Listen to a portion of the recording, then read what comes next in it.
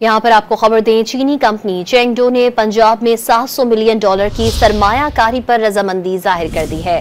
वजीर आला पंजाब ने इन्वेस्टमेंट की मंजूरी दे दी। चेंगडू पंजाब हुकूमत के ताउन से ई टैक्सी सर्विस का जल्द आगाज करेगी।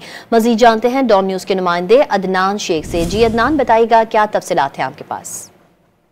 जी बिल्कुल, वज़ीर आला पंजाब के दौरे चीन के बाद फौरी सम्राट जो है वो सामने आना शुरू हो गए हैं और इस्लामाबाद में चीन के जो चेंगडू जनरल जो कोऑर्डिनेटर हैं उनकी मुलाकात हुई है। इस मुलाकात में चेंगडू ने $700 मिलियन की इन्वेस्टमेंट पर रजामंदी का इजहार किया है और इस मौके पर मरियम नवाज ने उसूली मंजूरी दे दी है। जबकि चेंगडू हुकूमत के ताउन से ई टैक्सी सर्विस का जल्द आगाज से पंजाब में किया जाएगा। जबकि लाहौर नवाज शरीफ IT सिटी में चीनी कंपनी कंप्यूटिंग सेंटर भी कायम करेगी। जबकि मुलाकात में नवाज शरीफ IT सिटी में डाटा और क्लाउड सेंटर कायम करने का भी इत्तेफाक किया गया। जबकि पंजाब हुकूमत डाटा और क्लाउड सेंटर कायम करने के लिए अराजी और बिल्डिंग फराहम करेगी और इस मुलाकात में पाकिस्तान में पहला ई कॉमर्स प्लेटफॉर्म कायम करने पर भी इत्तेफाक कर लिया गया है। जबकि चीनी कंपनी पाकिस्तानी नौजवानों को ऑनलाइन वर्ल्ड वाइड ट्रेनिंग के लिए भी ट्रेनिंग देगी। जबकि लाहौर में चीनी के कार से smart control room, smart traffic control, smart transport, smart sanitation centre भी कायम किया जाएगा।